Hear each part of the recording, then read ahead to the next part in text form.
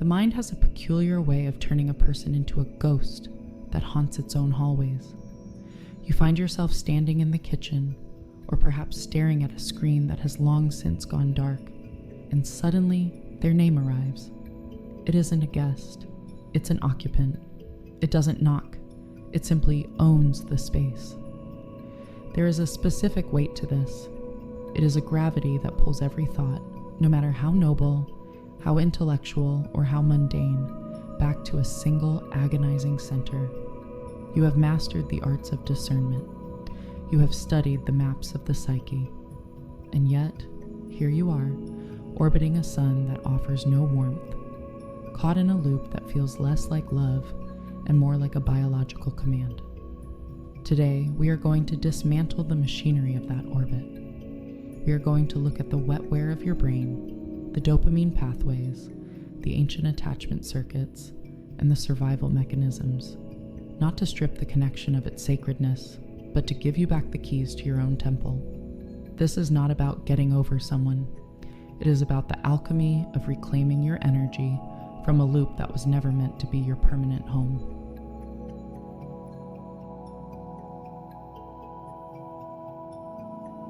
The mind is a cartographer of shadows, mapping the absence of a person with more precision than it ever mapped their presence.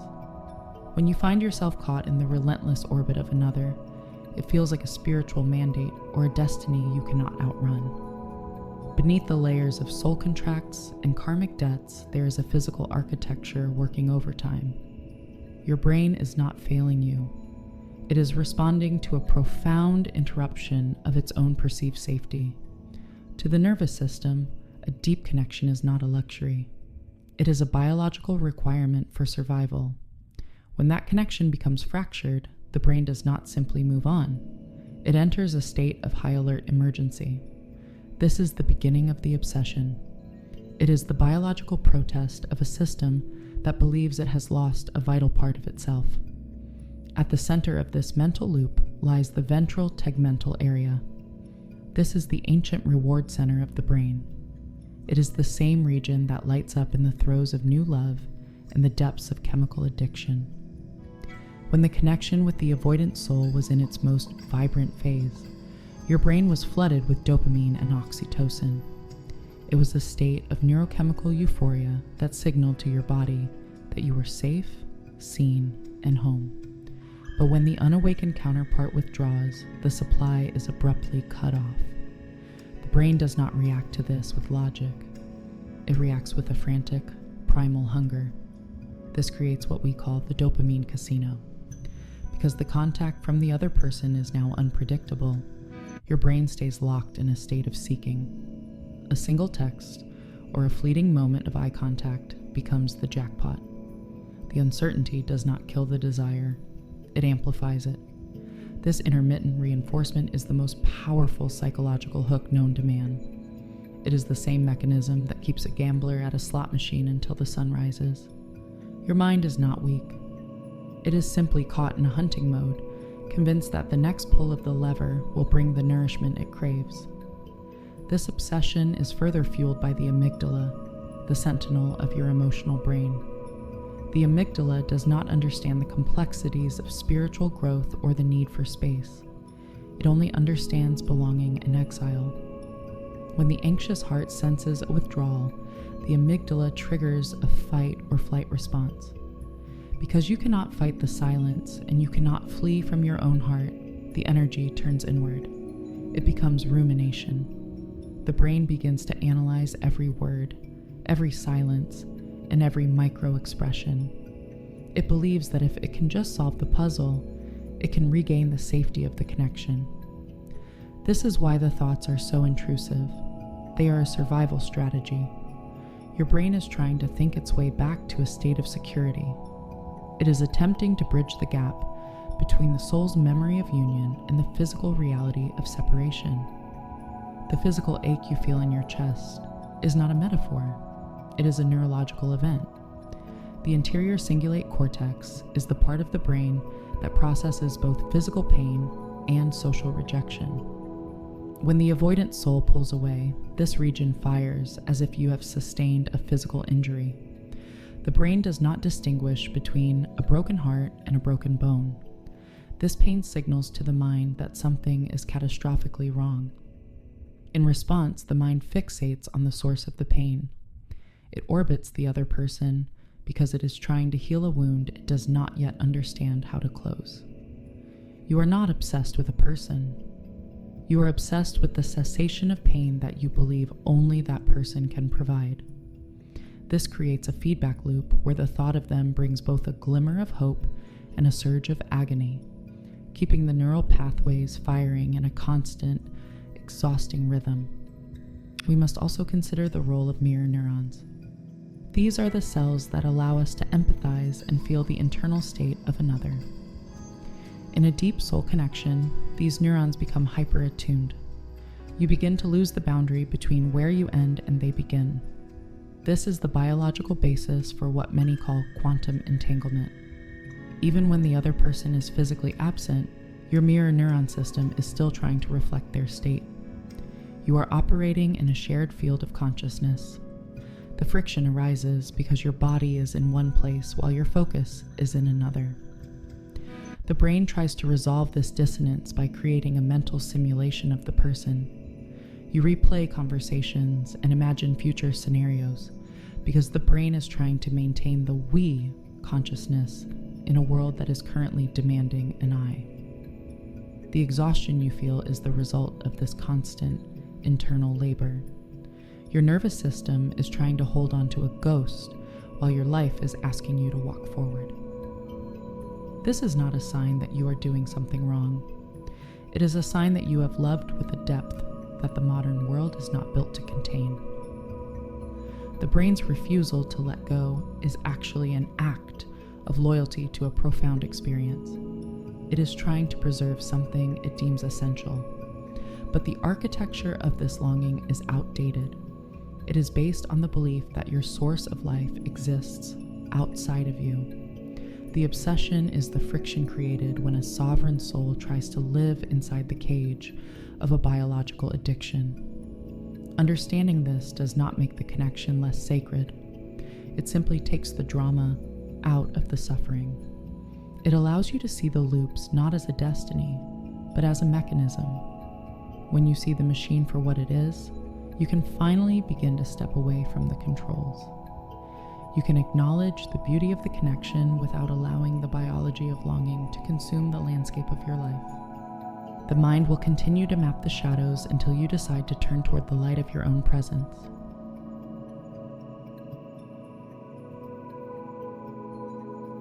The moment of realization does not arrive like a thunderclap. It arrives like the slow receding of a tide. You have spent a vast amount of internal resources trying to solve the mystery of another person. You have treated your obsession as a riddle that, once decoded, would grant you peace. But the true paradigm shift begins when you stop looking at the person and start looking at the pressure. We often mistake the intensity of our thoughts for the importance of the individual. We believe that because the mind cannot stop orbiting them, they must be the sun. This is the great illusion of the anxious heart. The intensity you feel is not a measurement of their value. It is a measurement of your own capacity for depth. You are not a victim of a connection. You are the architect of a cathedral that has become too large for its current foundation. The obsession is not a sign of a broken mind. It is the sign of a soul that is attempting to outgrow its own skin. Imagine a seed buried deep within the dark earth. To the seed, the pressure of the soil feels like a threat. The cracking of its outer shell feels like an ending. If the seed had a mind, it would obsess over the weight of the dirt. It would analyze the coldness of the ground. But the pressure is the very thing that forces the life within to expand. You are currently in the cracking phase. The avoidant soul is not the one holding you down. They are the environmental condition that is forcing you to break open. The pain you feel is the friction of your old self resisting the arrival of the new. We have been taught to view this longing as a lack. We think we are empty and that the other person holds the missing piece. This is the fundamental error of our conditioning. You are not empty. You are overflowing with a life force that has no current channel. Because you have not yet built the structures to contain your own greatness, the energy pools around the image of the other person. It stagnates there. It creates a whirlpool of rumination because it has nowhere else to flow. The shift happens when you realize that the other person is not the source of the light. They were merely the window through which you first saw it. When a window is closed or the curtains are drawn, the sun does not cease to exist. The light remains, but it is now your task to find the source within your own room. The avoidant soul has performed a profound service for you. By withdrawing, they have forced you to look away from the window and back at the space you inhabit. They have returned you to yourself, even if that return feels like an exile. The intensity of your obsession is actually the intensity of your own power being reflected back at you. You have projected your divinity, your peace, and your sense of home onto a human being who was never designed to carry that weight. No person can be your home. They can only be a guest in the home you have built within. When you reclaim the projection, the obsession begins to dissolve. You realize that the qualities you so desperately seek in them are the very qualities that are screaming for expression in you. Consider the metaphor of the ocean and the anchor. For a long time, you have identified as the anchor. You have dropped yourself into the depths of this connection, hoping to find stability. You have tethered your entire sense of being to the movements of a ship that you do not control. When the ship moves, you are dragged. When the ship stays, you are still. But you are not the anchor. You are the entire ocean. The ocean does not wait for the ship to return to feel its own depth. The ocean does not need the anchor to know its own power. The ship is merely a tiny object passing across your surface. The paradigm shift is the moment you stop looking up at the hull of the ship and start looking down into the vastness of your own waters. You are the one who provides the buoyancy. You are the one who holds the mystery. The obsession is simply a localized storm on the surface. Deep down, in the silence of your sovereign self, there is a stillness that no withdrawal can disturb. This is the alchemy of the void. We fear the silence of the other person because we think it is a vacuum. We think that if they are not thinking of us, we might cease to exist. This is the biological survival mechanism of the infant seeking the mother. But you are no longer a child. You are a conscious creator. The void is not empty. It is fertile. It is the space where new worlds are born. When the mind stops its frantic search for the other, it finally has the silence necessary to hear its own wisdom. You have been using the thought of them as a shield against your own expansion. It is easier to obsess over a runner than it is to stand in the terrifying brightness of your own potential. The obsession is a distraction from the work of becoming who you truly are. It is a comfortable cage. The aha moment is the recognition that you have been waiting for permission to be whole. You have been waiting for the unawakened counterpart to turn around and tell you that you are enough. But the very fact that you can feel this much, that you can hold this much complexity, and that you can survive this much longing is the proof of your sufficiency. You do not need a witness to be real. You do not need a reciprocal thought to be valid. The energy you have been sending toward them is yours. It has always been yours. It is the gold of your own spirit. You have been throwing it into a well, hoping to hear a splash. But the well is bottomless. It is time to stop throwing your gold away. It is time to use it to gild the interior of your own temple. When you make this shift, the narrative changes. You are no longer the one who was left. You are the one who was launched. The separation is not a tragedy. It is a clearing. It is the universe removing the training wheels of external validation. You are being asked to find the frequency of love without a physical transmitter. This is the highest form of spiritual mastery. It is the ability to hold the vibration of union while standing in the apparent reality of solitude. Once you master this, the obsession has no more work to do. Its purpose was to drive you to this point of self-reliance. Its job was to make the external world so painful that you had no choice but to retreat into the internal world. You are not being punished. You are being initiated. The loop ends when the lesson is integrated. The lesson is that you are the source, the path, and the destination. You are the one you have been waiting for.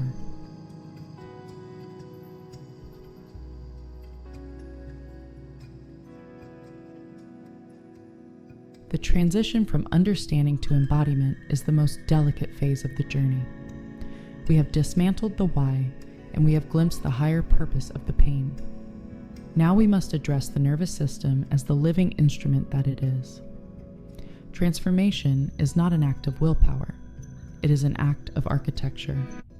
You cannot simply tell your brain to stop thinking about the unawakened counterpart. The brain does not respond to commands. It responds to patterns.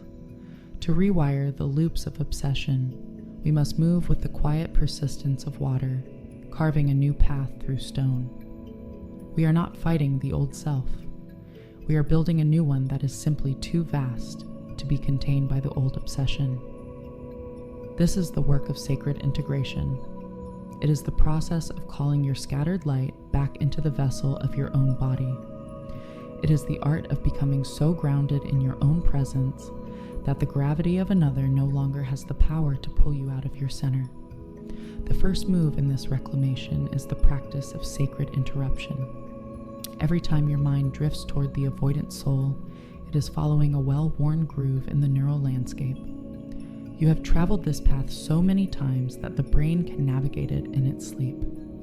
Each time you indulge the loop, you are reinforcing the circuit. You are watering a weed that has already taken too much of your garden. When the thought arises, do not meet it with judgment. Judgment is just another form of attention. Instead, meet it with a sensory shock. This is neural pruning in real time. When you feel the pull toward their social media, or the urge to replay an old conversation, you must immediately engage the physical world. Touch something cold like an ice cube. Smell a sharp scent like crushed peppermint or lemon. Move your body with intensity for 60 seconds. These are not distractions. They are pattern interrupters. You are teaching your amygdala that the thought of them is no longer followed by the dopamine hit of rumination. You are starving the addiction by refusing to provide the mental fuel.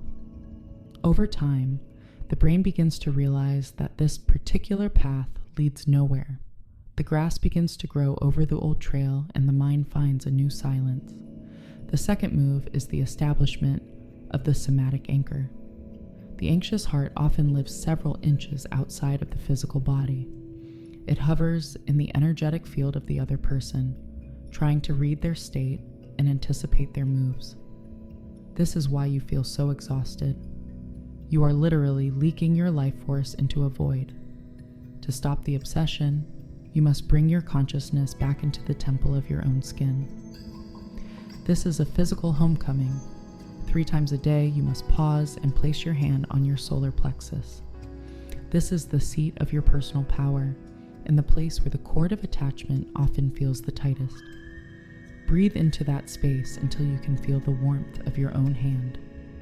Say to yourself that you are reclaiming your energy from all directions of time and space. Imagine the golden threads of your attention snapping back to you. Visualize them coiling into your chest like a glowing sun. You are not cutting a connection. You are simply taking your power back. When you are fully anchored in your body, the obsession loses its grip. A person who is truly at home in themselves cannot be haunted by the ghost of another. The third move is the reauthoring of the narrative. The brain is obsessed because it is waiting for a conclusion. It hates an open loop. It keeps replaying the story because it is looking for the missing chapter that will make sense of the pain. You must realize that the other person is not going to write that chapter for you. If you wait for them to provide the closure, you are giving them the keys to your kingdom.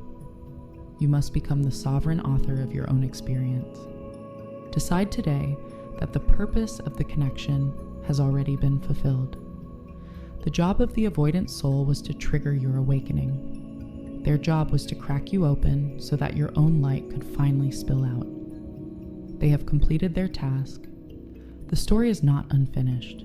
It is a masterpiece of transformation that has already reached its climax. When you decide that the purpose was the expansion and not the person, the brain no longer has a puzzle to solve. The loop closes because the lesson has been integrated. You move from the role of the seeker to the role of the sovereign. This integration requires a sophisticated level of self-compassion. There will be days when the gravity feels heavier than others. There will be moments when the scent of the ocean or a certain song threatens to pull you back into the storm. Do not be discouraged by these ripples. The ocean does not lose its depth because of a wave on the surface. Each time you catch yourself in the loop and gently return to your breath, you are winning. Each time you choose a sensory task over a digital check-in, you are rewiring a lifetime of conditioning. You are not just getting over a person, you are participating in the evolution of your own consciousness. You are learning how to hold the frequency of love without needing an external anchor. This is the freedom you have been searching for. It was never hidden in their heart. It was always waiting in yours. As you build these new structures, you will find that the space once occupied by the obsession is now filled with a quiet, radiant power. You are finally ready to see what you can create when you are no longer busy surviving. The temple is clean. The light is on. You are home.